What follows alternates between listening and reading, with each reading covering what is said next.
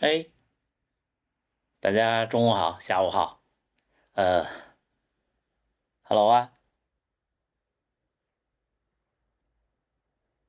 今天弄了个不一样的看弹幕的工具，花了100日元下载了一个 iPad 的软件，感觉简单了不少。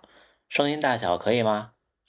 我现在这台电脑的 OBS 设置都不敢动了，年纪大了是跟以前不一样，现在好些事儿不愿意再多研究了，也快到了买东西看说明书的年龄了。大家好，大家好。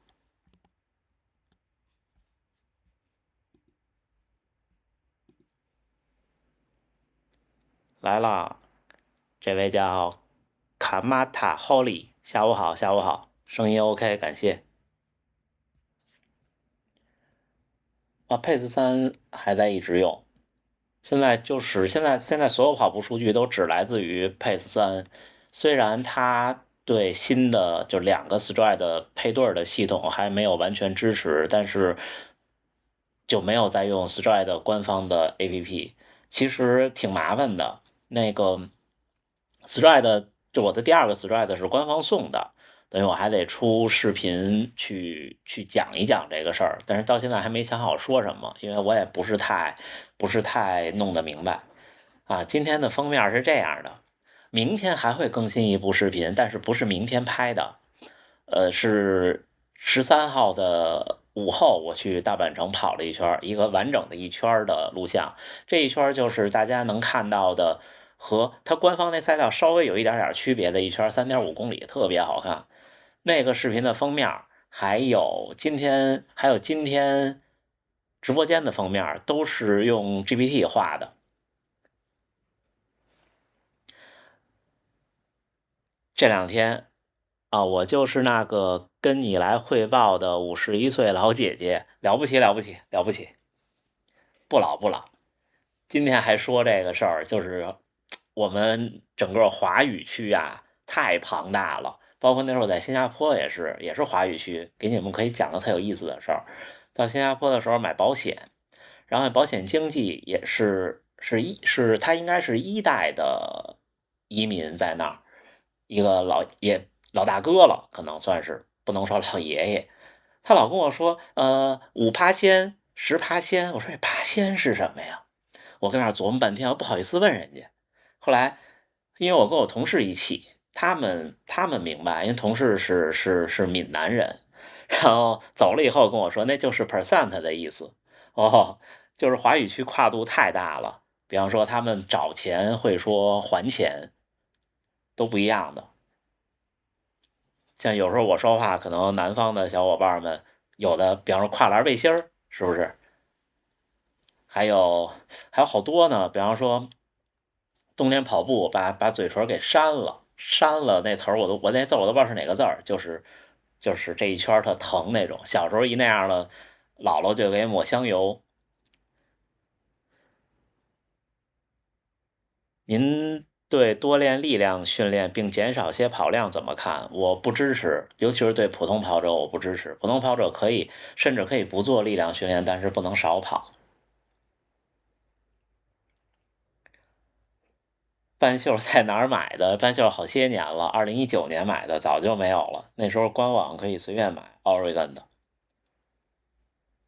心率带，就现在用高驰那个，它是可以拆开的嘛，基本上2周就丢洗衣机里洗一次。但是洗那个衣服就搁在洗衣袋里，就会比较好。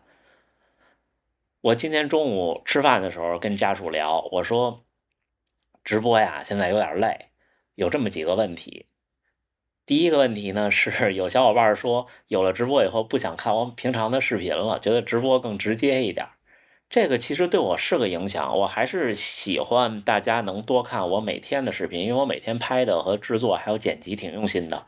最近你们应该发现视频的画面、色调、风格一直在变，这两期才固定下来，用了一个佳能的滤镜，然后再学习怎么调，因为那个小相机的可调整范围确实是太小了。我每天的视频是很用心在想话题，很用心在拍摄和剪辑的。我还是希望每天的视频能够多被看一看，这是第一。第二就是关于直播呢，我还是希望我能带一带节奏。前几次的时候确实是有些紧张，就一直在回答大家的问题。当然我不是说那样不好，我有时候那样回答完以后，我回看的时候发现都没说完就接了下一个，好像不是太好。我觉得以后直播呢，正好今天是第4天，可以先跟大家聊聊，我这4天的训练，给大家以供参考，抛砖引玉吧。这4天，今天是12月16号，那就是从12号开始，不对，13、14、15、13号开始，抱歉啊。13号第一个训练日，就如大家视频中看到的，和小伙伴们一起合练。先是一个8公里的热身，那天我还特着急，没说跑了几公里的热身。然后一个6公里的鱼池跑，一个6公里的冷身回的家。下午呢还跑了一个7公里。你们明天看到大本城那一圈就是当天下午跑的。然后第2个训练日早晨跑了一个21.11公里，平均配速4分55，是一个几乎的匀速跑，就是我的有氧配速的底线，就是再慢就不算有氧区间了。下午呢跑了一个4公里，我下午的跑步的配速就很随意，追随体感。然后昨天是一个22.26公里，平均5分19，这就是轻松跑，就故意慢跑。今天是26公里，5分05，差不多就是这样。这4天练下来呢，跟上个周期比会稍微有一些疲劳，因为上个周期强度太大了。明天迎来第1个全马，我看您打字应该是台北马嘛，对吧？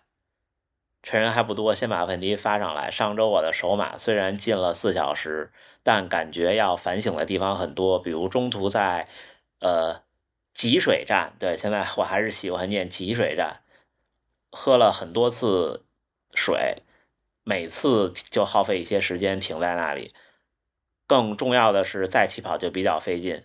请问您建议全马自己带水吗？不建议自己带水，您得练习不停下来喝水。这个没办法，要去学 C 语言了，加油啊！给您鼓励。C 语言放在这个时间可以一边犯困一边学。感谢各位的粉丝牌，感谢，有好多位。那阿布宽萨马西下划线格格买1瓶可乐，阿森洪浩，那字念浩吧？我是理科生。肖航万里，感谢。内蒙零下30度，哇！您戴的隐形眼镜是什么？就是普通那种博士伦的，就双11买了一堆，半年抛。感谢啊，还有发那个我们专属表情的。北京今天零下10度，是啊，这几天北京很可以。嵌入式民工，我对嵌入式有一段时间很着迷，自己弄着玩，弄那个ESP32的芯片，自己弄了一堆小玩意儿家里的，然后每一个都嵌了一个网页服务器进去。马上考研了，没什么时间跑步，这个月62。那您还是考研重要。家属也考过研，家属是自己考上的研，我不敢想这个事情。我记得家属考研的时候人都吃胖了，就感觉比较辛苦。就我其实没有经历过这种辛苦。高考其实大家也都了解，我没有什么远大志向，我就是一个普通人。那时候高考我比我的录取线高了50多分，我们是先报志愿，就是你得赌，就跟现在马拉松似的，你得先说你跑多少，然后再跑，不像现在都是后报志愿，那时候得赌。我挺保守的。所以我从来没有经历过很努力的学习备考。我觉得可以做一个在线问卷，常见问题出评论，同意，好办法。啊，对，北工大还行吧，就食堂多，我们上学时候食堂多。对，今天可以跟大家聊聊跑步和生活工作占用时间非常多怎么办。今天我其实特别想跟大家聊聊我这个小频道。其实我没有任何的背后的组织和团队，就我一个人，还有家属，我们2个人，完全当时就是出于兴趣。怎么开始这个频道的呢？是2018年要去柏林马拉松了，那时候什么拍摄设备都没有呢，而且我没有拍摄视频的经验，但是因为原来我玩游戏那时候打魔兽老特别爱录像，因为我们那个团队是我们那个服所有 BOSS 的首档，然后都录下来，然后发网站发出来，还是优酷呢。那时候用 Premiere 知道大概怎么剪一剪，配备字幕，我觉得这挺有意思。而且那一年2018年，好多人开始做视频，我是一个守旧又新潮的人，我们就租了一个 GoPro，带着去了柏林，那是我们的开始。那时候连防抖都没有，根本就不能看，直到现在也是。然后对，那个不是早期的视频，那个 PUBG 那个是实验我自己写的一个自动录直播的一个软件，然后就传上去了。那个时候是那么回事，因为那时候没想过做这个东西。现在为什么我还是希望大家能多看看我的视频呢？是因为我多少有一些动力，然后把这个事儿呢给干下去。因为现在确实各行各业都不景气，B 站也不景气。咱们实话实说，我今天中午跟家属开玩笑，我还能到10万的订阅吗？如果到10万之前，会不会平台就，对吧？刚买了配置3，发现实时配速滞后多。所有的 GPS 表都是这样，它都是看它激进与保守，看它怎么算。你想，如果您写这个软件，那配速是什么呢？配速就是距离除以时间，对吧？那这个时间和距离多少才更新实时配速？这个是不同厂商自己的做法，和好坏没关系。它也可以10米，每10米就算一次，告诉你，也可以100米，也可以1000米。当然越长越准，但是呢，越长就会滞后，这都是一个平衡。真正的实时配速是不存在的，就算用 Stride 它更灵敏，也不是真的实时，它也要有距离和时间才能算出实时，否则你不能分母是0，对不对？今年涨了不到1万吧，不到，差不多吧，可能差不多。我印象中去年这时候好像是3万订阅在哔哩哔哩，别不舍得看呀。崴脚停跑1个多月，那很严重啊！我崴脚最严重一次就1个星期，它就自己好了。感谢阿布宽萨玛的10个小花花，感谢您。广东都降温了是吧？3000粉开始关注的，感谢您，永远的 Daniel。跑步老是顶破中网，求破解，姿势不对吗？我不太懂您的意思，中网是什么？265是不是没有 Pace3好？嗯，没有谁好谁不好的原因。如果是265和 Pace3您完全不差钱的话，其实265可能屏幕的体验会好很多啊。去大阪是因为工作吗？对呀，那不然呢？对吧？抱歉啊，跟您开个玩笑。我说完这，家属马上喊我说：“不要说反问句，人家听了不高兴。我们俩真的是我俩其实就是那种挺保守和挺不好说，哎，循规蹈矩吧，有时候也不好。没卡住吧？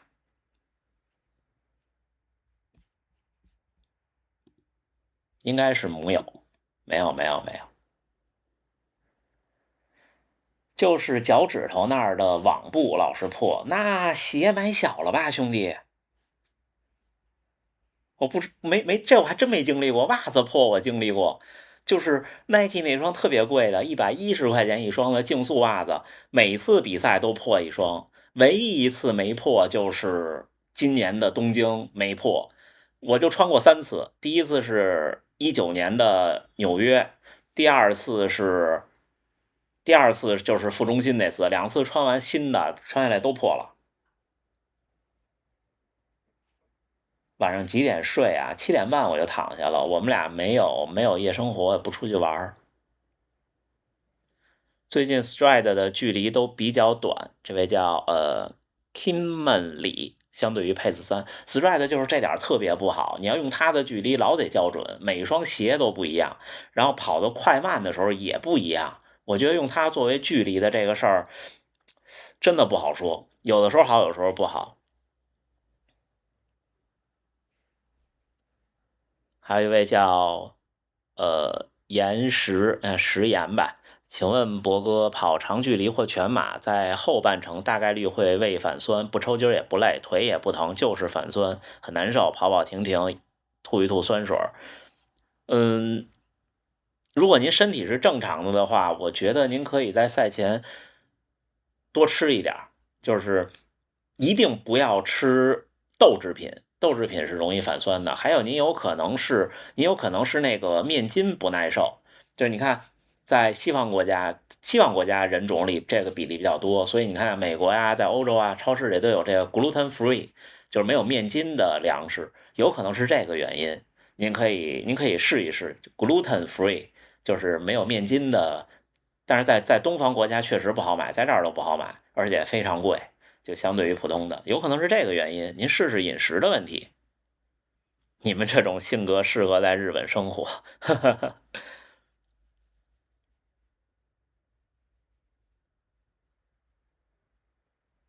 打算在大阪待多久？感觉黑影是2022的视频要平易近人很多，那时候比较酷。岁数大了呀，这年纪了酷不起来了，兄弟。如何缓解跑步后小腿胫骨疼的情况？我上个月就是进入冬训第一个月，刚刚把跑量拉回来，拉到了570公里的时候，我经历了两条腿的胫骨的内侧疼痛，就靠近脚踝的部位，而且挺厉害的，一个腿疼1星期，两个腿疼了2周，分别的。就是都拿热水泡一泡，然后抹药。那个药上一次直播还是上上次直播给大家展示过，什么药都可以，过去了就好了。感谢追胡萝卜的驴的小花花，鹦鹉席地而坐的小花花，感谢各位都是人才，我的昵称从来没有起过这么文艺的。上午体检查心率，彩超说心率低，心率低没事儿，是 Oregon 的衣服，是的。会有生活上的困扰吗？对，刚才那话题还没跟大家聊呢，就是生活呀、工作呀、跑步啊。我为什么说起了我这个频道呢？就是我这频道其实我坦白说啊，我做的挺用心的。你看我今天早晨是7点30多分钟结束的训练，对吧？我视频里报了，然后我就回到家，到家呢把视频先往电脑里传输，因为那个 Insta360 Go3的那个相机的 USB 速度是480 Mbps，就是50兆每秒的样子，就比较慢。那传输的时候呢，我就去洗澡换衣服，之后一边传着就跟家属一起吃早饭。吃完早饭以后，我就坐在那儿开始剪辑，差不多是8点10分坐下的。等真正我站起来，就是视频都已经发布成功，是上午的10点。就是2个小时，每天都是这样，差不多。因为今天周末嘛，我就出去的晚，平常会往前再错半个小时，因为我9点半上班。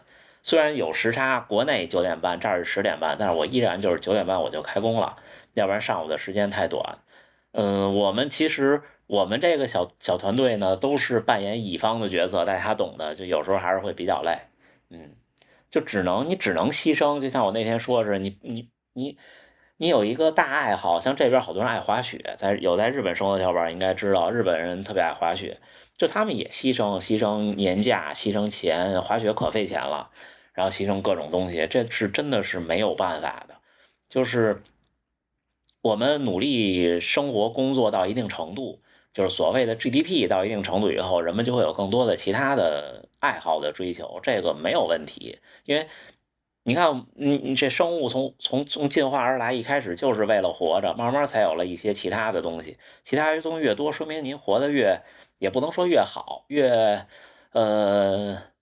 丰富一点吧。可能有的人喜欢平静，有的人喜欢丰富。我是个喜欢丰富的人，所以我就只能牺牲。有足外翻有影响，其实什么翻都有影响，但是对普通人都不用管。我已经，我得慢慢念，我已经盖鲁的不行，我这个片假名念完了，我也不知道是什么。看看哦，gluten free 对吧？家属可以，家属告诉我我已经 gluten free 半年多了，看看能不能治好每年很痛苦的花粉症。那花粉症是因为就这种过敏啊，为什么好多人说现在过敏性鼻炎呀什么的，就是我理解的过敏是你这过敏致敏的这东西在你身体里沉积，到你某一个年龄啪就爆发了。这个尤其是这边的人，好像花粉症很明显。报了大阪马拉松2024，请问马拉松前一天正常是不是有跑团、parkrun 之类的活动？应该是有热身跑的活动。像今年的大阪马拉松，我跟大家推荐那位英国跑步的博主 Ben is Running 来大阪跑，因为他是参加了一个 NB 的活动，好像是 NB，然后就有头天早上起来的那个热身跑，就在这周围，可以关注各位来参加大阪马拉松的名人的 Instagram，他们一般都在那上发布消息。没有历史成绩想参加第一次马拉松，那就只能找不需要成绩的马拉松，对不对，小伙伴？但是您得找至少得是中国田联挂名的，至少是 A 类或者 B 类赛事。北京雪停了，零下16度，北京下雪还是很美的，但是就是对跑步是有影响的。我只有一次早上起来晨跑，下楼以后回家了，改成了白天去朝阳公园跑，就是早上起来那个雪，我一下去以后，假设这是我的脚，雪就到这儿了。而且那气温还不高还不低的时候，然后那雪就都是那种泥的那种样子，就实在是没法跑了。脚趾也变黑没事儿，正常的。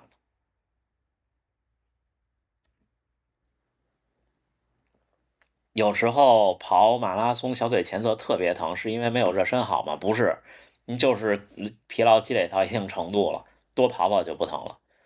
奥森10公里雪景很美。对，你们还记得在纽约的时候认识的薛格飞，不是回北京探亲了吗？然后今天还发朋友圈说北京哪儿扫雪比较快呀？想跑步就是公园扫雪最快。我首半马是发训练记录抽签成功的。新入 Nike 背心选大一码，长度型但又肥了。是的，Nike 的版型是对亚洲人会有些不友好，就是这个地方会有些就那样了，就这样了。所以那个就是得特别精英的身材才能穿，不光是亚洲人，西方人也一样。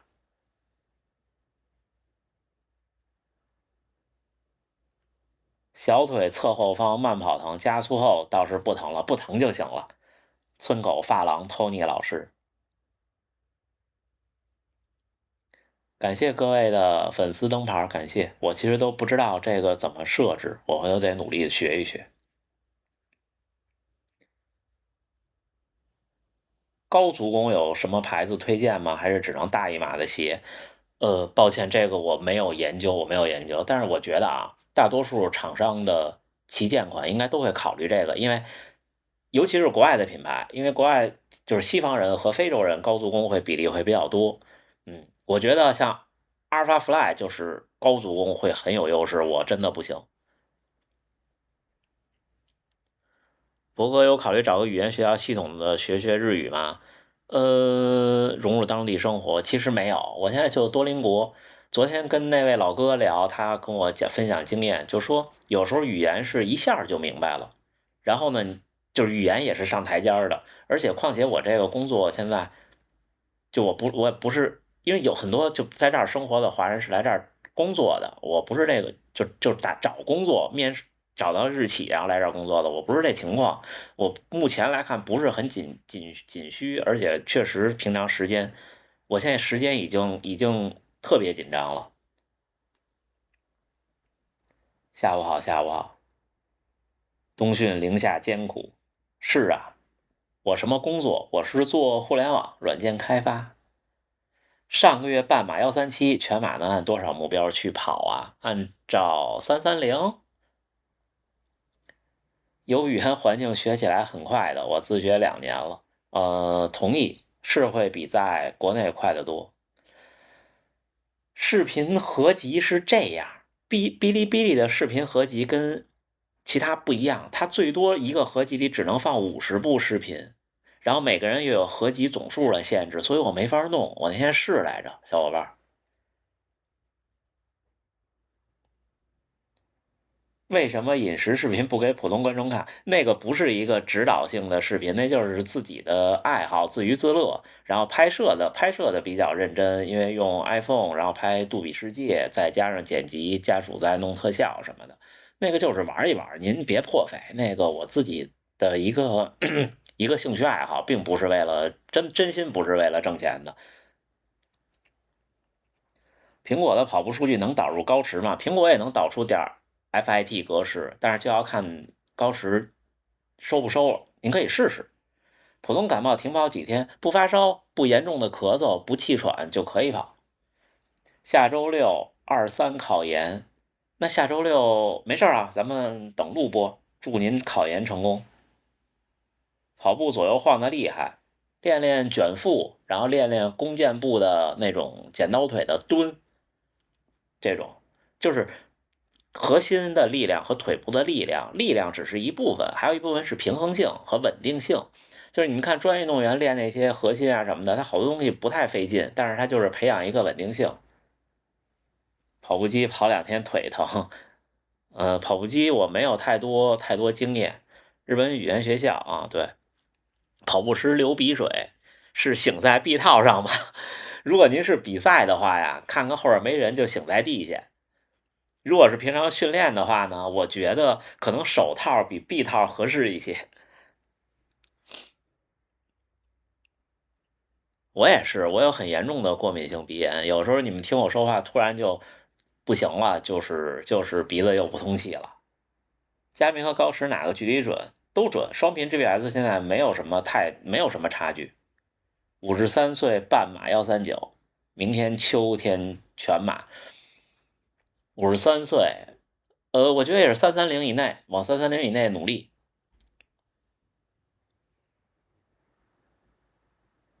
看你视频充了红，哦，可能是红色 PACE 3，明年本命年。祝您跑得开心。冬训穿衣服多迈不开腿，适应一下是迈不开腿。左右不平衡什么都不用加强，除非您本身就是，您要是走路能让人看出来不平衡了，那就不是我的事儿了，那就要去看医生。如果没事儿，就完全不用管，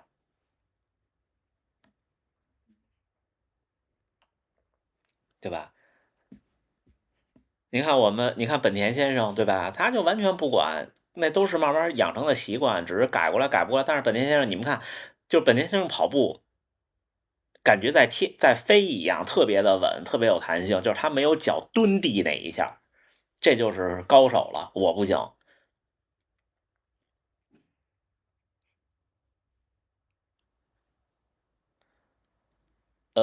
你饮食方面对摄取蛋白质也有没有有意识的计算呀？没有，因为我本身肉吃的就挺多的，像今天晚上吃烧肉，买了一盒各种牛肉部位的拼盘，花了1600日元，1斤500克，还可以，真的还可以。我跟家属吃不完，我们俩晚上是不吃碳水的，就是肉和菜，中午正常吃，早上正常吃。现在去杭州高铁上看直播，感谢您，感谢您，叫大猪头疼了，祝您好成绩，跑得开心。那您现在去了，现在再去领悟吗？哦，那好拼啊，有点紧张。我没考过研，我这种性格怎么能考研呢？那把自己折腾死了。我其实除了跑马拉松以外，我是个挺不愿意给自己吃苦的人。嗯，我其实从小不是个好学生，我一直就琢磨着怎么能干点什么挣点钱。那时候上大学时候给人当网管，然后做网站写博客，原来然后弄那个 Google 的广告还有收益，折腾了好几年，最后也没挣多少钱。对，说挣钱这事儿，就咱们这个小频道有各位的支持，确实会有一些收入，然后也有一些评测的联系。就有的时候我会错过，因为给我发过 B 站私信的都知道我那个被动回复，就是有时候我会错过，我也不太上心，但是会有，我会2天会出一期，就是今年为止，整个咱们这个频道收入了多少？没多少，不够养活自己的。所以做自媒体，专职做自媒体的小伙伴们真的不容易。因为我大概知道这个订阅数和流量换成收益的比例大概是多少。有时候我看他们挺拼的，就挣不了多少钱的。跑步平时可以踢毽子，我可以呀。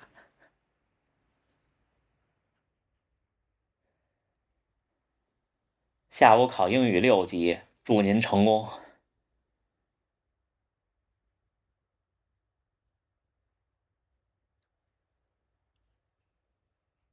注意保暖的5公里 PB，我现在5公里 PB 是17分整，但是有2个180度折返的。您搜一下我的视频，大概就在今年的夏末的时候，是我们周三，是一个周三跑团的测试5公里，就在大阪城那条路上。要是没有那个折返的话，估计现在看16分50，我应该是问题不大的。16分50应该问题不大的。52岁跑步2年，月跑量200，半马最快1小时40分，最快1公里怎么也跑不进4分。说实话，老哥，这个不好练了，因为随着年龄的增长，速度能力本身就是会下降的。最后就是耐力有余，速度不足了。您可以多试一试跑跑冲刺、跑跑间歇，前提是注意安全，因为受伤也更容易，并且受伤之后恢复也更慢了。其实不需要1公里跑进4分，您现在的能力累计跑几年也会有很不错的成绩。您如果是按4分的配速完成全程马拉松的话，那就是2小时52了，对吧？差不多吧，就很不错了。骑行作为交叉训练，我支持，我支持的。推荐大学生有什么笔记本电脑？那得看您在哪儿上大学。现在在国内上的话，还是买 Windows 吧，可能会方便一些。53岁单公里可以进4分，了不起。北京体感零下16度，一条压缩裤，一条加绒压缩裤冷吗？不冷，普通压缩裤都不冷，就是厚的那种。我去年冬天一直就穿那个，就你们知道轻工那压缩裤那厚度吗？就那么厚的压缩裤，一个冬天除了有几次特别冷，体感零下20多度的时候，我外边穿了一条普通的裤子以外，都是那一条就下来了。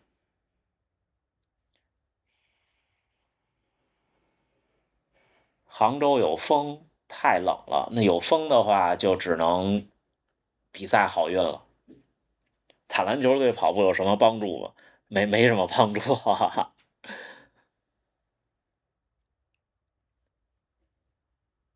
每周长跑前一天怎么跑？轻松还是速度课都可以，都可以。您看我这4天，刚才跟大家聊的，第一天是速度课，但是我不可能第2天跑长距离，这样会影响后2天的训练。所以呢，第2天我跑了有氧，第3天就是昨天我跑了一个轻松跑，今天呢就跑了一个，也对我来说也不算长距离，26公里的有氧的边缘的那么一个训练，差不多就是这样。要不然你就把长距离放在第1天，要不然就放在最后一天，这是我的一个小建议。Pace 3心率飘吗？我一直戴高驰的那个心率臂带，我不太任何手表我都不依赖手表本身的那个心率传感器，但是我评测过，您可以看，就是我拿到 Pace 3的第2期，您搜 Pace 3和心率的关键词，肯定可以搜到我。跑步卡痰要去五官科看，不需要不需要，那可能不会玩铁三。因为我接受不了把命运掌握在自行车坏不坏的这件事上，太麻烦了，主要是真的太麻烦了。回北京跑2环多少配速？要是正常天气的话，440、445。因为2环我不打算跟大家约见，因为太危险了，我们还是公园里。脑袋大有加绒推荐吗？零下10度，再大应该一般厂商的加绒帽子都能戴得下。我脑袋就不小了。45岁跑步半年，今年10公里刚进1小时，那很了不起了，那6分配以内了，可以了，很可以了。对啊，博哥可以试着多接各个品牌的跑鞋评测，跑鞋人家不找我呀，关键是您以每天跑量一双鞋，轻松穿2天差不多。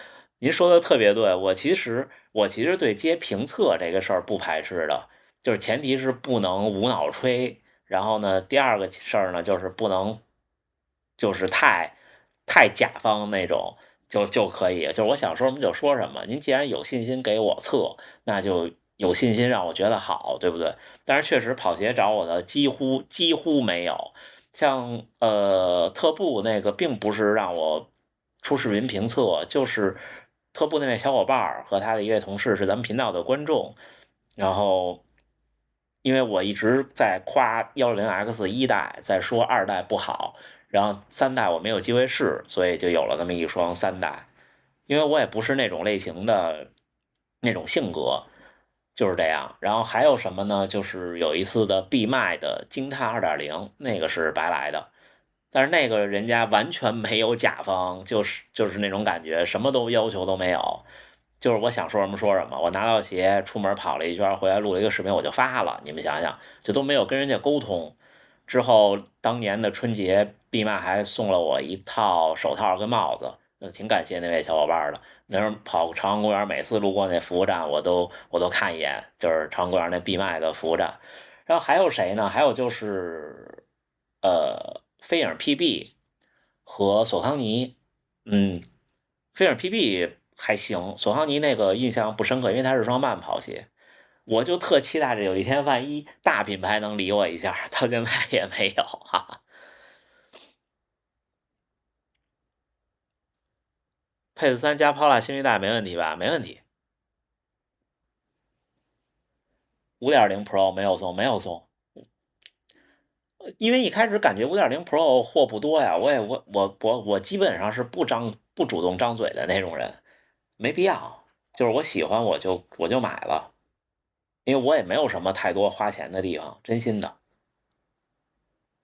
心脏彩超的事情您问我不行，你得听大夫啊。Nike 黑马是当年给了我很大的触动的，就是那部纪录片，你们也可以看看，就是讲台北马拉松的一些人都是普通人在一起准备，然后最后去参赛，那个纪录片拍的相当好。男性1.70米52公斤维持不了，稍微多吃一些就长，我也是这样的。您能到52公斤已经很厉害很厉害了。我历史最低的体重在准备比赛的时候是53公斤多，就真的不行。那不是说多吃一点就长，是吃饱了就长，或者甚至说吃8分饱就长，真的特别可怕，特别可怕。那时候焦虑的都不行了。我之前有一期视频的封面就是我的，就上半身没穿衣服，就看那个当时那个状态，那个状态现在看我都害怕，真的不行。您如果不是备赛期的话，我不建议这样维持。现在我也不这样维持，我现在不维持的话就是57公斤最多了，57公斤左右，然后也不会涨也不会降，到比赛之前再控制。冬天长袖准备几件？准备3件4件就没事了。梨状肌拉伤，按摩，然后去理疗。菲比特也算吧，菲比特对，菲比特也算，但是其实我跟大家说句真心话，这些送测几乎是没有费用的啊，就是东西归我了，真心的。人家让我报价我都不会报，有的时候就你们知道哔哩哔哩的胡老师对吧？那次在东京还见了面，这次也要见面，他应该也来看香根。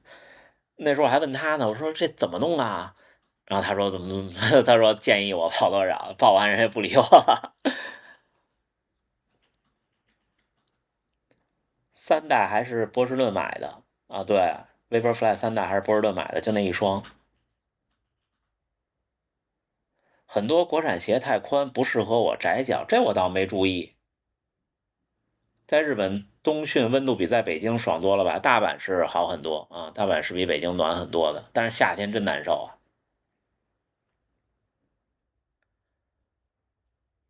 对，我说这个我也不是说什么，就是我其实对这些事儿是保持开放的状态的，我就是有的时候不太会说话。家属这儿老给我发截图，我们现在在生活榜、生活分区实时热门主播推荐，咱们是第3名了。哦，可以呀、零下16度穿什么？零下16度这么穿，穿一个厚压缩裤，然后上半身呢里边穿一个贴身的长袖，然后可以再穿一个不贴身的长袖，就那种跑步那种上衣吧，长袖上衣，然后外边穿一层一定要防风，它不一定有多厚，一定要防风的衣服，然后戴脖套，戴一个脖套，戴一个那种护耳朵的帽子，然后这脖套呢把后边拉上来，拉到这儿，你们看我手拉到这儿，跟这帽子接上，因为帽子它涩嘛，然后这脖套就卡住了，等于你就包成了这样一个形状。刚开始起跑的时候把这儿拉上来，护着点嘴，不那么难，不那么冷，习惯了适应了就拉下来，就结束了，就这样。带手闷子。波士顿12没穿过，我体重125斤，身高1米8，如果是125斤的话，那真的好厉害啊！这帽子没有了，这帽子你们仔细看，这有俩黑点儿，为什么呢？是因为这儿那块皮掉色了，给染了，我没舍得，还没想好怎么弄。我知道有能漂白的东西，但是不敢。这帽子当时官网有一天突然卖，这就40刀，当时好像是30刀，200多块钱。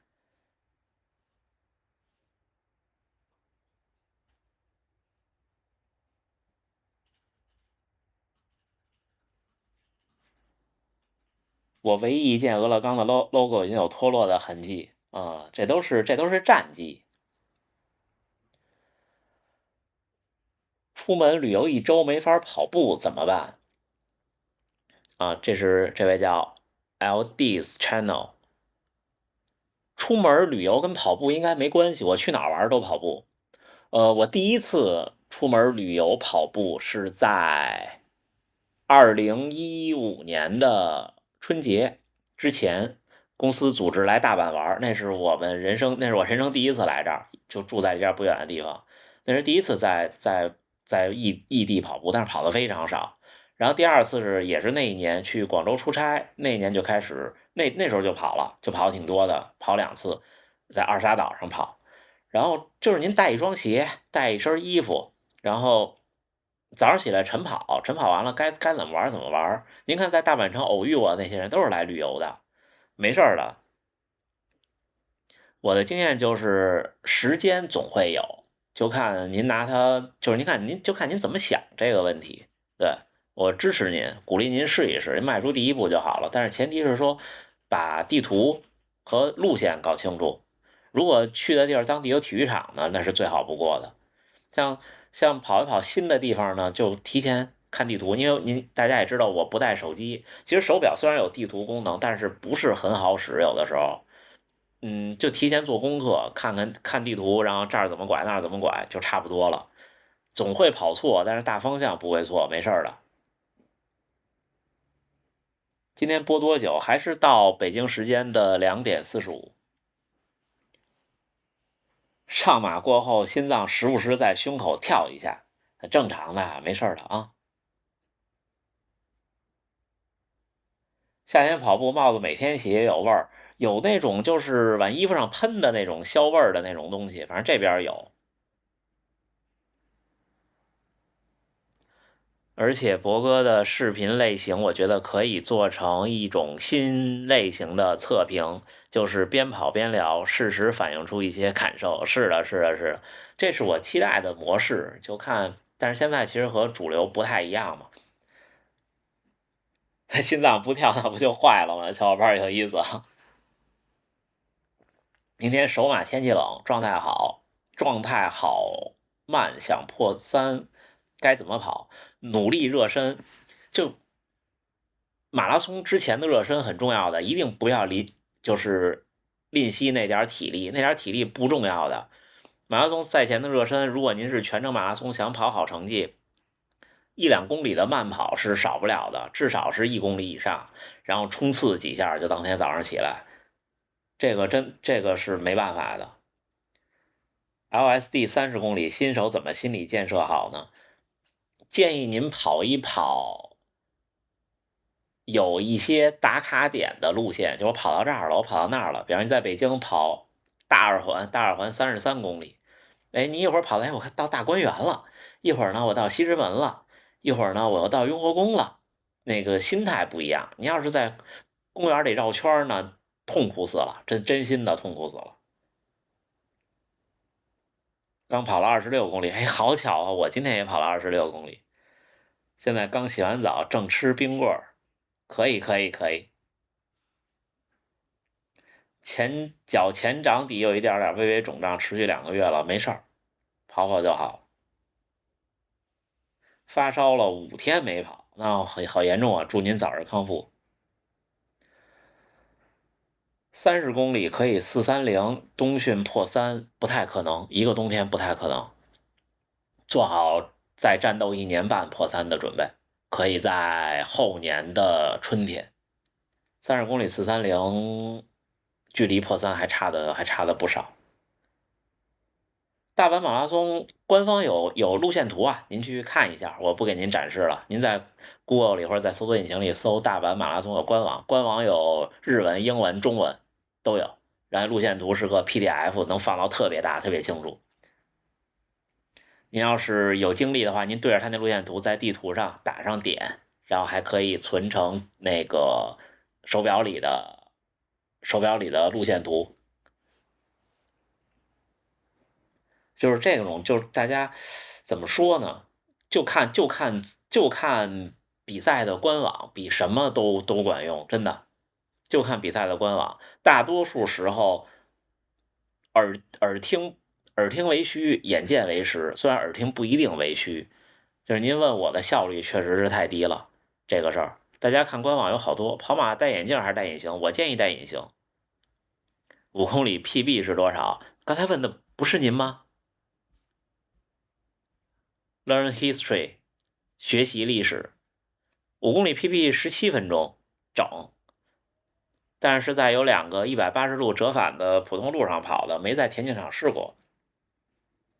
和自己和解了，明天杭州弃赛了，为什么呀？我没看您之前的弹幕，为什么呀？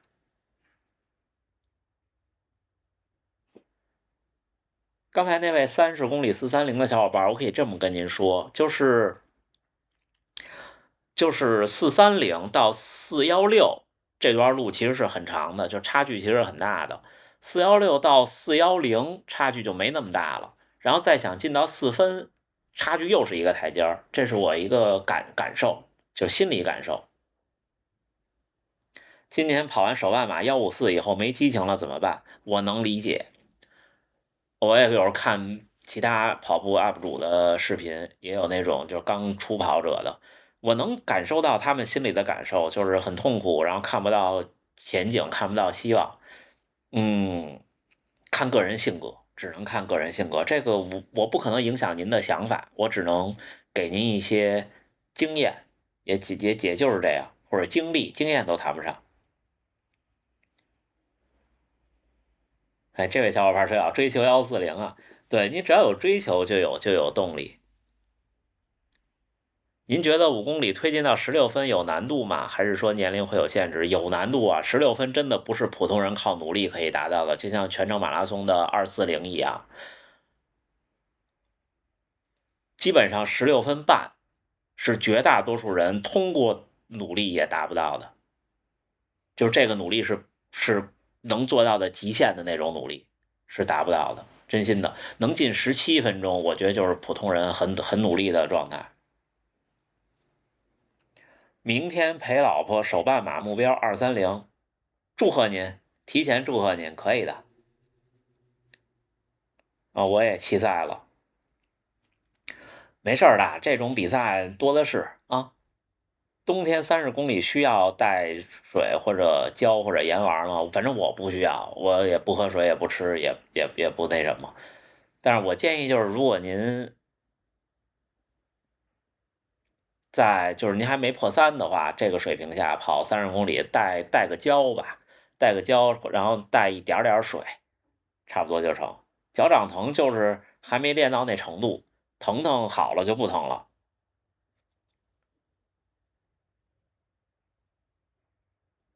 争取个 BQ，希望能通过 BQ 参加大满贯。是的，就是 BQ 参加波士顿的感觉是不一样的，并不是说花钱去的就不好，只是感觉是不一样的。来晚了要结束了，会有录像的。您认为有什么特征可以称得上具备天赋？不好说，这个我不好回答，不好回答。6月 PB 了5K 之后，就再也跑不到那个水平了，能理解，慢慢就好了。鸡眼的话，有那种鸡眼膏或者贴剂。请问博哥目前训练内容怎么搭配跑鞋的？我现在在这儿就两款鞋混着穿，一款是 Vaporfly 的2代 Nike，一款就是 10X 3.0 Pro， 就这2双混着穿。像3代的 Vaporfly 比赛穿，如果目标只是21K、10K、5K 的话，建议怎么训练？其实跟全马差距不大，因为你有一个半马的目标。8月份开始跑步，怎么就越跑越慢了？那不应该，那说明还是您试试我的建议，每天都想着怎么能快一点，都拼一拼就好了。因为步幅就是那么大了，对的，步幅是普通人的一个坎儿，想提升步幅真的好难好难呀，不好弄，真的不好弄。筋膜枪可以天天用吗？和按摩笔差别大吗？我没有经验，我真的没有经验。我的跑鞋多少公里会退役？1500，差不多吧。大体重跑者5公里经常脚趾发麻，正常吗？正常啊，您跑跑，体重不大了就好了。全马310离破3远吗？不远，310离破3真的不远。我觉得2小时55到3小时15之间是差不多是一个水平，差不多是一个水平。想再高，想进到为什么你们看大河原先生卡在了2小时52，他在努力，就是4分配速，4分01，4分到4分01之间就是2小时52，2小时52是一个坎儿，是一个心理的关卡。你想我要在4分配速跑全马，这是一个关卡。之后一直到245都没有什么，想再快就是变成了多少？3分54是245，差不多244的样子，对吧？跑了半年，体重一直没变，是没控制饮食吗？2个原因，一个原因是跑得少，一个原因是吃的多。这个很直接啊，我可以跟您聊聊这个事儿。跑得少，所谓跑得少，就是我也分享过，基本上您跑1公里，消耗的热量就是您体重公斤数，把那公斤的单位名称换成千卡。比方说您80公斤，跑1公里大概就是80千卡，可能是85到80到90之间，这没有多少的。正常人吃饭吃饱了的话，你怎么着？成年男性就中餐啊，如果您说我吃到满足了，1000千卡是分分钟很简单的。你要再喝饮料的话，真心的。间歇不多，只节奏跑，只跑节奏和LSD 可以提高全马吗？可以的。一般长裤面料选化纤还是棉？我不懂啊，我买衣服不看面料，我就看感觉。我好些东西其实都是凭感觉，包括我的训练安排各种，今天跑多快，我都是凭感觉。我不是一个技术型的跑者，对，我也看有很多技术型的博主，特别的有科技，叫什么有科学感，但是我真的不是，我也学不了。别选棉就对了，他那个意思可能说的是外裤，所以我也不好说。您的北京路线会被十字路口红绿灯打断吗？每次去北京出差沿3环跑，总会被路口打断。会呀，但是我跑得早啊，我跑的时候大多数人还在睡梦中，所以有的时候小路口我就过去了。然后大路口呢，我一般选择右转的那种路线。就比方说，昨天跟那位老哥聊，我在北京，我人生的第一次破三是自己跑的，是2020年北京的线上马拉松。那天10月18号，我记得很清楚。因为11月1号还是几号，就是那年被推迟的无锡马拉松，所以那天跑完一个线上全马，我就虚了，无锡就没跑好。那天自己跑了2小时51。那天就是选了一条路，只有一个路口的红绿灯，如果赶上红灯必须要等，其他的都是右转或者是就几乎就没有红绿灯了。对，没有红绿灯了，只有那一个红绿灯。然后这一圈是8公里，我们是4点半出的门，4点40起跑。运气也比较好，一次都没赶上，就是这样，就只能这样。夏训怎么带水？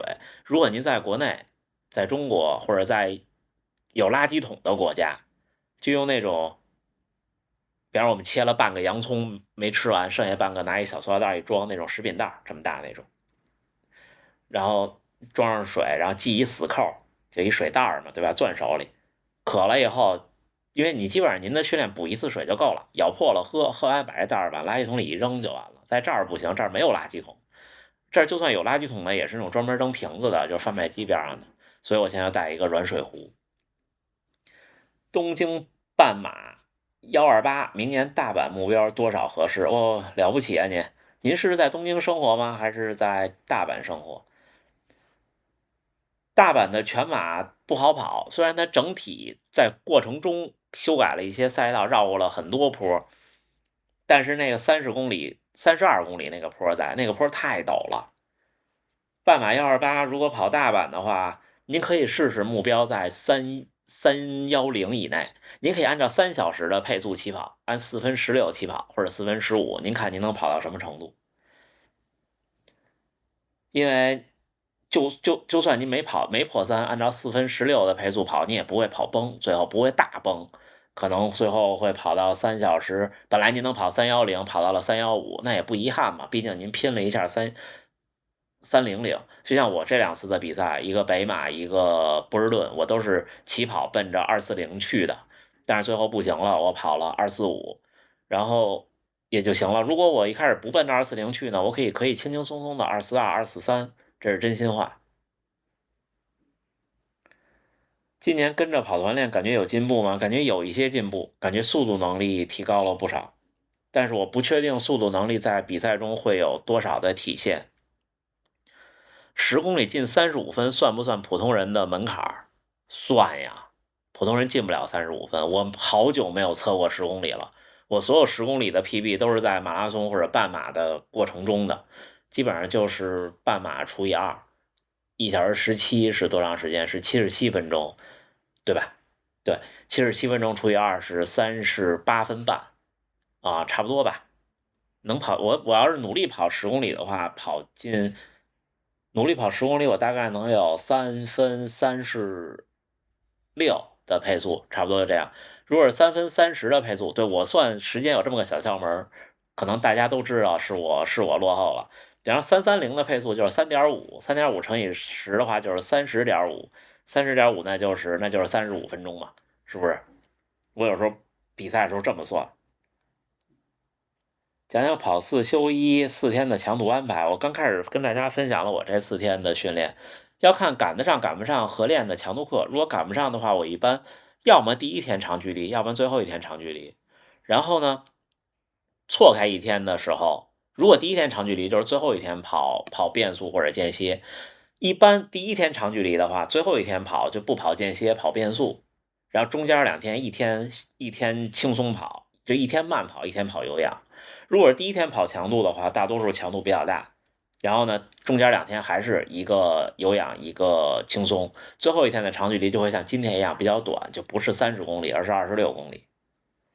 您今年现场看香根吗？看呀，今年约了得有3波人。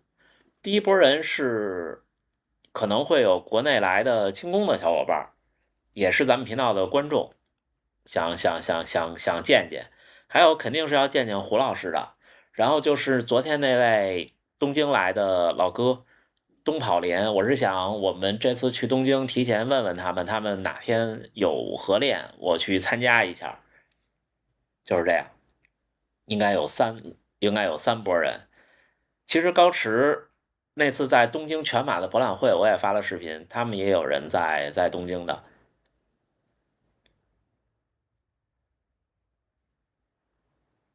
10公里跑35分，很快了。对呀，别客气啊，别客气啊，展示一下那件背心啊，那得让家属帮忙拿一下。在这儿我就不站起来了，我怕站起来把这个碰歪。受伤咱们就看这个啊，女45岁，2018年开始跑步，最好成绩2022年的芝加哥3小时17，哇！1月份回北京住几个月，4月份要参加波马。北京哪里可以练练爬坡？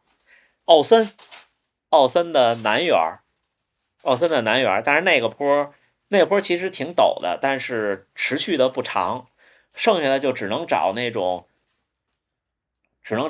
交桥了，比方说2环的那种辅路，但是那坡也不长。我的个人建议是，爬坡这事儿就是面对波马不太需要那么玩命的去练。您真的了不起，真的了不起！我们给这位女性跑者手动点个赞，手动点个赞。受伤后逐渐恢复到伤前水平，没跑马的计划，短期目标半马10公里 PB 44分钟。恢复期间用煤炭板的鞋子训练，最近恢复间歇训练，用 VF2是什么？Vaporfly 2代，速度恢复的不错，但是练了一段时间，左侧髋部有点隐隐作痛。我觉得碳板鞋可能不是关键，是发力的姿势会让您有一些变化。您要是想在比赛中去掌控它的话，只能适应，降低强度适应。这就是昨天那件衣服。哦，这是背面，抱歉。这个叫龙马精神，还挺有意思的。东跑联 Runtime and Tokyo 啊，正面是龙，背面也是龙啊。哦，背面这是个大的码头嘛，可能是还可以哈。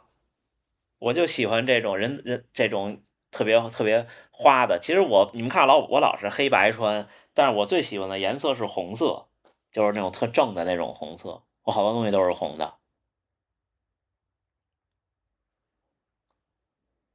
哪些前置条件能判断自己具备330？就赛前1个月您测试一次30公里，能够按照330的配速，就是330完赛全马的配速跑，问题就不大。对，我也觉得这个像是个，我也不好说啊，说了怕大姐姐不高兴。但是这件面料还是很不错的，夏天穿了只能。这边也冷起来了，明天这儿就大降温，明天就是3度到8度，然后之后这一周就温度就降下来了，就开始冷了，就回不来了。明天早上今天白天的最高气温21度，明天就8度了。哈哈，考古以前视频我就喜欢红色，是我现在也喜欢红色，我就是好多年没买衣服了。髋部在热身的时候会有弹响，我建议您可以去试试理疗，这个我没有太多的经验，但是我觉得都是可以适应的。感谢各位的小花花，感谢啊。月跑量不关键，我月跑量才220，半马129，不的，跑量是最关键的，对普通人。说明您这个成绩说明您有天赋而已。有天赋的人不多的，您是少有的有天赋的人。就像你们看，也有一些 UP 主就是那种有天赋的人，没办法。明年柏林、芝加哥建议哪个冲成绩？我觉得这两个对普通人都可以。这两个首先起终点都很友好，都在市中心，不用长途跋涉。第二呢，对普通人来说赛道都很平，反而芝加哥会有优势，因为芝加哥起跑就很宽很宽，柏林不行。柏林如果您不能在第一个方阵起跑或者在前面起跑的话，会很挤很挤。对，然后天气的话，可能柏林会有一些优势，芝加哥可能会比柏林热。嗯，啊，对，BTC 红的那个是挺好看的，我还有那个就那扎染的那个。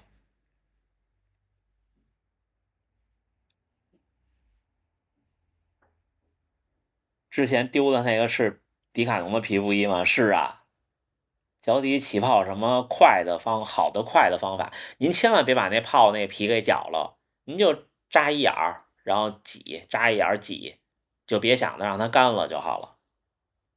可以刺破，但是千万别把那层皮搅掉。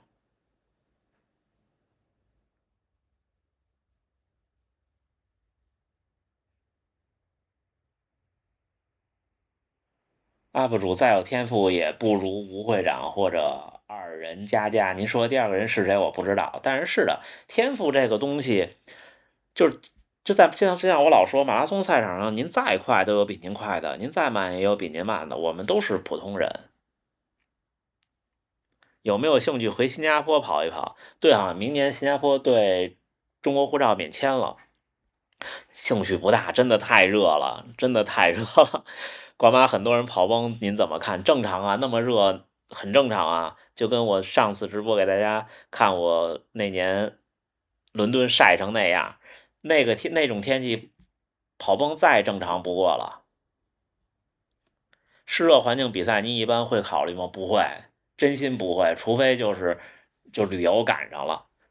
而且我是个特别怕热的人，所以你看东南亚基本上是旅游的圣地吧，但是我其实不是太喜欢，我喜欢四季分明的地方。嗯，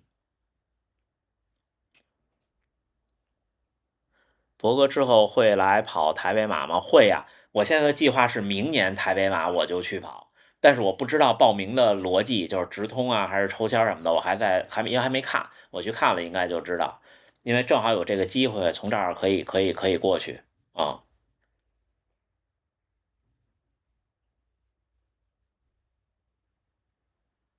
大腿除酸需要多喝水吗？您那个疼不是酸，乳酸堆积最多，您下了赛场有个几个小时就什么都没了。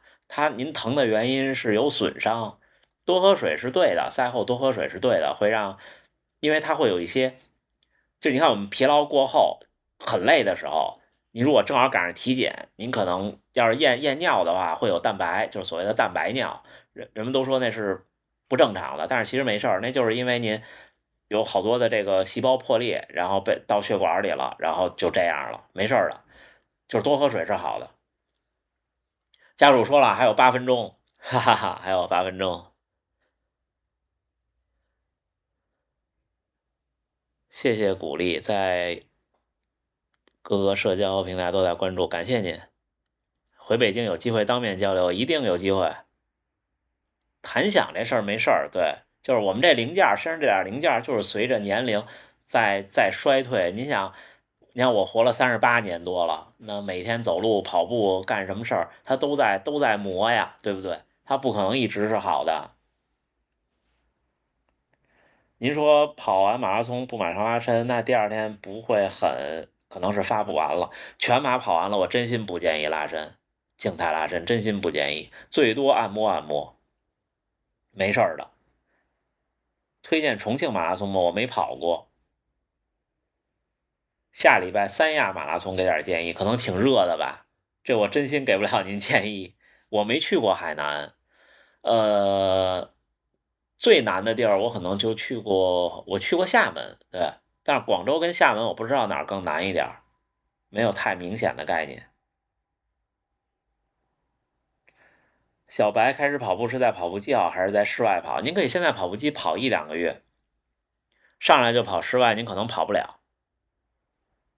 我报了2024重庆马拉松，可以啊，重庆好吃啊。我们2015年去重庆玩过一次，那时候还挺胖的呢。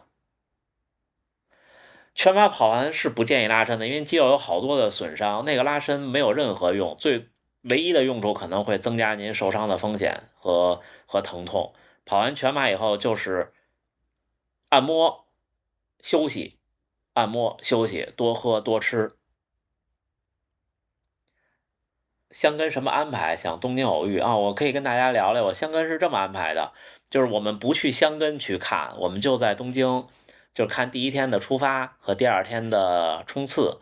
然后第一天出发之后，好像有小伙伴建议可以去哪儿看一个摩托队的换岗什么的，这我在研究，就是2天都在东京，就提前一天去，第二天早上起来8点发枪，我肯定就在那个起点那儿。然后呢，第3天冲刺我肯定也在终点那儿。然后看完冲刺呢，我们是当天回来还是第二天回来？啊，第二天4号的时候回大阪，在东京玩一天。因为原来我跟家属来日本旅行都是在东京玩一玩、吃一吃、逛一逛。这次东京马拉松和半马都太仓促了，确实是挺辛苦的。家属跟着一趟，然后你们看东京半马，我们是前一天中午去的，上午跑完，中午就回来了。因为我这儿也离不开工作忙，这次正好赶上假期，就好好玩一玩。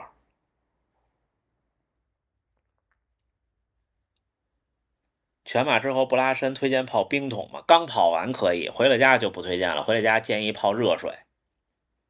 您好，您好，快结束了，还有5分钟。就是日常训练也是，如果您跑了一个长距离，我就不建议再做拉伸了。只有跑强度课或者是正常的中距离训练之后，我是推荐拉伸的。我就是有时候犯懒。网上老说送髋，能聊这个概念吗？聊不了。这个事儿是这样，谁都知道送髋好，谁都知道步幅大好，或者咱们再简单点说，谁都知道我跑得快肯定好。那怎么做到呢？不是送髋就能做到的，送髋是能力的体现，不是，就是它不能反过来。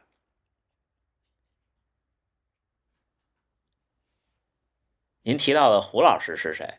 哎呀，他那个 ID 叫什么？好像是叫 Fred 胡啊、也是一位 UP 主，但是只在哔哩哔哩，应该是他算是箱根的专家，多少算长距离。您比方您日常训练是8公里，那对您来说超过16公里就算长距离了。我日常训练是21公里，对我来说超过25公里就是长距离了，就这感觉嘛，对吧？祈求无锡或重庆中签儿，跟着博哥好好训练。您就是我们都是跟着自己在训练，我祝福您，可以的，肯定可以的。不怎么加大步幅这个事儿，其实一开始您说您是80呢，说明刚入门，甚至还没入门，先多跑2年，多跑2年再说。我从来没有刻意的增加过步幅，因为这不是你想加就能加的，它是一综合能力的体现。无论是神经系统，还是力量，还是这个跑步的感觉。今天中午刚跑了个8公里，太冷，到底能不能后掌跑啊？能啊！你们看那个拿过纽约冠军的那位叫什么吉塔塔，那不就是后脚掌落地吗？不重要的，真的不重要的。我的步频不是专门加的，就是这样。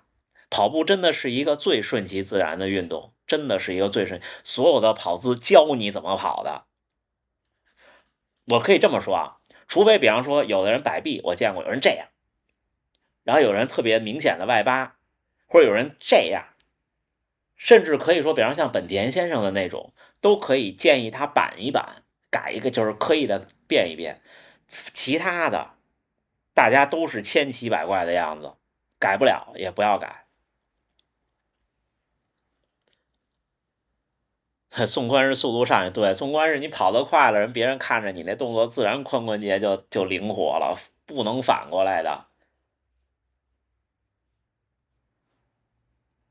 对，这都是能力的事儿，是不是？你看那个，就比方说咱们说的简单，比方乒乓球、羽毛球，谁都知道那世界冠军。比方说我这个，哎，拉弧线球，或者说我羽毛球抽杀这种，都觉得那样好看。你做得到吗？你摆拍你都做不到。跑步说句不好听的，摆拍还能摆的挺好看的，这个也是我的弱项啊。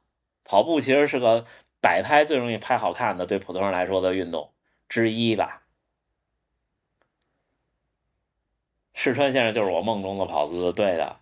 但是你们说你要拿专业选手来评价世川先生的话，也有好多人能挑出毛病来，对吧？有的人在别人眼里就有的事儿，有些人在他眼里都是毛病，有的事儿在他眼里都是发光点，不一样的。看自己也是。家属说准备结束，对，还有1分钟。我还是希望大家能多看看我平时的视频，我真的剪辑也挺努力的，最近有好多小进步。我现在视频里增加，像改用达芬奇以后，比方说调亮度，然后加 LUT，然后加降噪，然后色彩空间转换。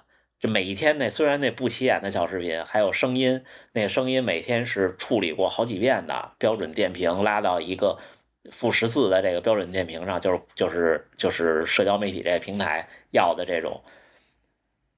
我不是干这个的，我挺努力在学习。感谢感谢，准备结束了啊，准备结束了，准备结束了，到点了。家属不入境，抱歉啊，结束吧，结束吧，行吧。那最后还是祝大家能努力生活，健康平安。多祝一句，明天的台北，明天的杭州都开心，还有其他的地方的马拉松都开心，好吗？